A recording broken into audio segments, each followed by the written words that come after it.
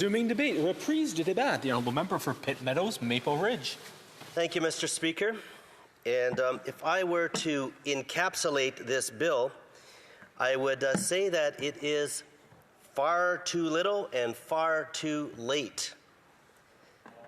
This bill is not an act of leadership. It's an act of desperation.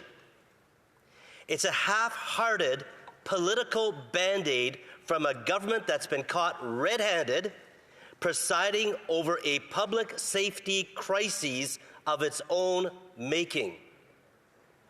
For nearly a decade, the Liberals have gambled with the safety of Canadians. They have told us their modern bail system would be fairer, more compassionate, more enlightened. Well, Mr. Speaker, it's been none of those things. Their ideology has unleashed chaos on our streets, fear in our neighborhoods, and heartbreak in our families. All 10 premiers, every single one of them, have begged this Prime Minister to fix his broken bail system. Every police chief, every front-line officer who has spoken out has warned this Liberal government that their bail policies are handcuffing police and setting criminals free. And every ordinary Canadian knows, because they can see it, they can feel it, that violent crime has exploded under this Liberal government. Since the Liberals have come into power, violent crime is up 55%, extortion has skyrocketed 330% across our nation, and it's closer to 582% in British Columbia. Sexual assaults are up 75%. In British Columbia, the number of sexual violations against children has quadrupled. Mr. Speaker, these are not just abstract numbers. These are shattered lives, broken families, terrified communities. And behind each of those statistics, there is a name, a face, a story. Like Bailey McCourt, brutally murdered by her ex-husband, who had been released on bail after an assault conviction.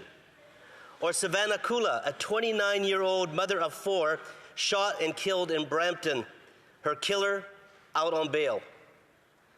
Mr. Speaker, when will this government understand that its compassion for criminals has become cruelty towards victims? Bill C-14 is not a solution. It's a confession.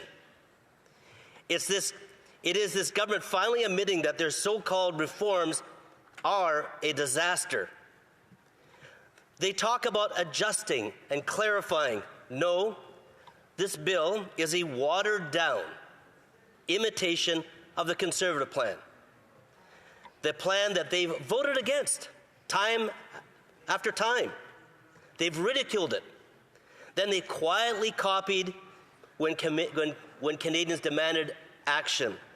They are trying to clean up their own mess with a mop made of Liberal spin. Let's remember how we got here.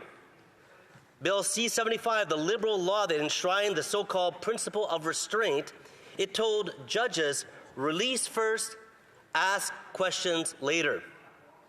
Then there's Bill C-5, the law that scrapped mandatory minimums for gun crimes and sexual offenses and brought back house arrest for criminals who should be behind bars. And what has that meant, Mr. Speaker? It has meant that convicted sexual offenders serving their sentences in their own living rooms. It has meant a child pornographer in British Columbia getting an 18-month house arrest. It has meant a man who tried to pay for a 15-year-old girl for sex receiving a 3-month term house arrest. Why? Because a longer sentence might delay his citizenship. And it has meant that in 2022, nearly 1/3 of homicides were committed by people already out on some form of release. I'll say that again. 1/3 of homicides committed by people out on some form of release, whether it's bail, probation, or house arrest. If that does not bring the Liberals, the administration of justice, into disrepute, Mr. Speaker, I don't know what does. So what are they doing now? They bring in Bill C-14, a timid half measure that tinkers around the edges. Yes, it does narrow the principle of restraint and expands reverse onus provisions, steps Conservatives have been demanding for years, but it does not repeal C-75 or C-5, the twin pillars of the government's soft-on-crime experiment. It does not restore mandatory minimums for guns, sex offenses, and repeat violent crimes.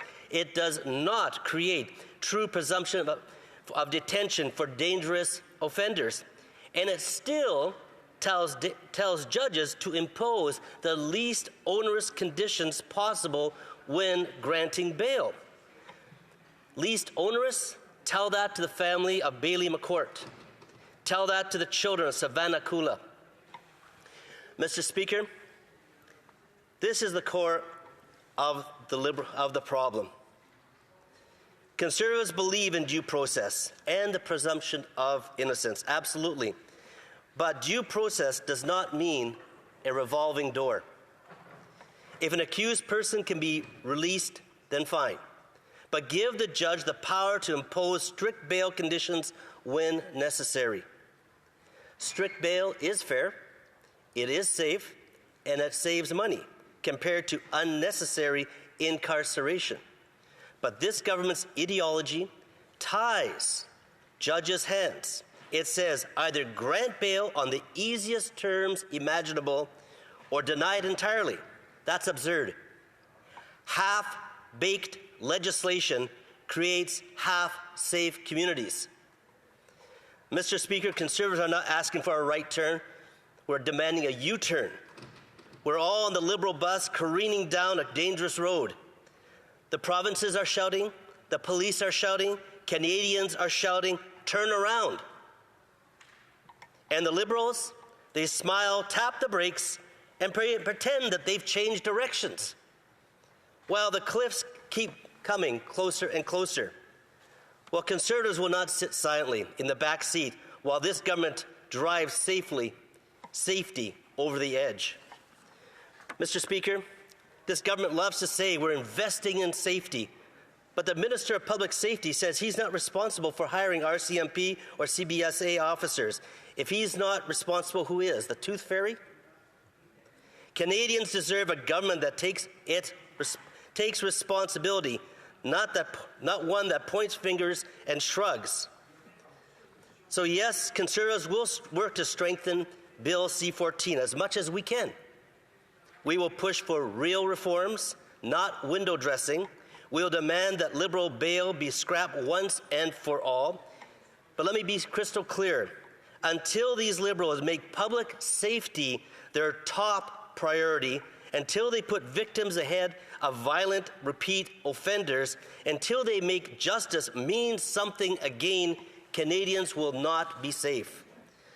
Mr. Speaker, Liberal leniency has become Liberal lawlessness. And the only way to stop it, the only way to make our streets safe again, is with a Conservative government that believes in law, order, and accountability. Because this isn't about politics.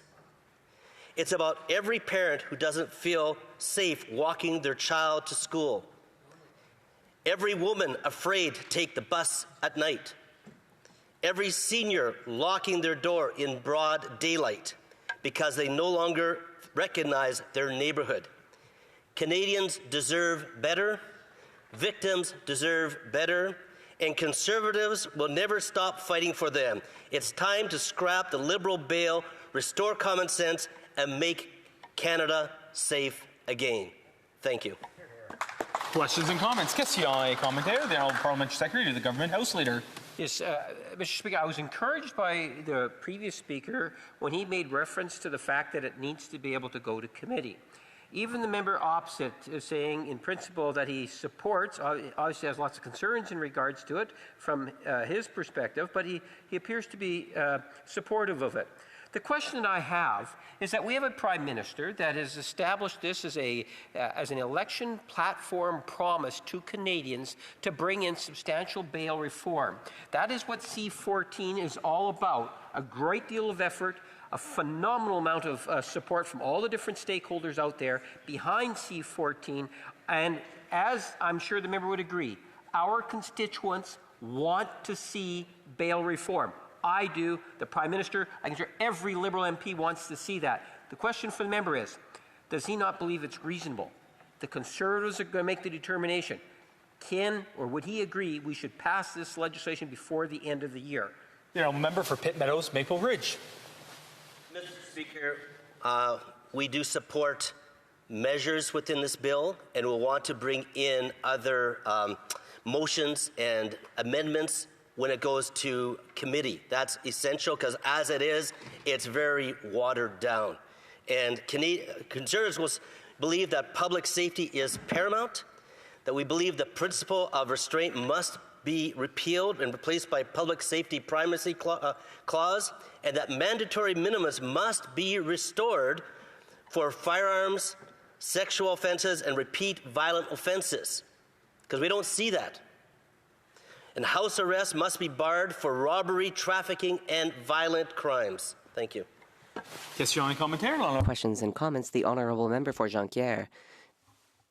Thank you, Mr. Speaker.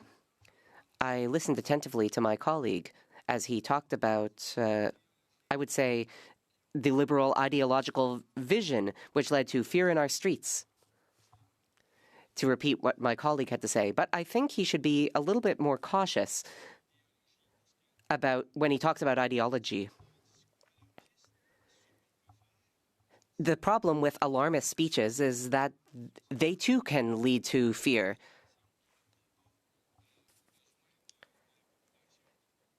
And to legislation that doesn't meet the needs of the public. At a few points,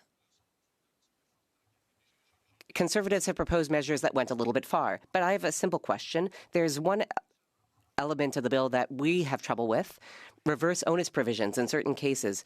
We see that the bill will even cover car theft. Should car theft really be subject to reverse onus provisions and preventive detention? I don't think so. I'd like to hear what my colleague has to say. The Honourable Member for Pitt Meadows, Maple Ridge. I would like to thank my Bloc Québécois colleague. I am not a judge, but I do know that the number of car thefts is absolutely incredible. They're being sent out through ports like the Port of Montreal, and they're being shipped right to Africa. And what's happening? Not too much. No one is really standing up to fight this. We, as Conservatives, believe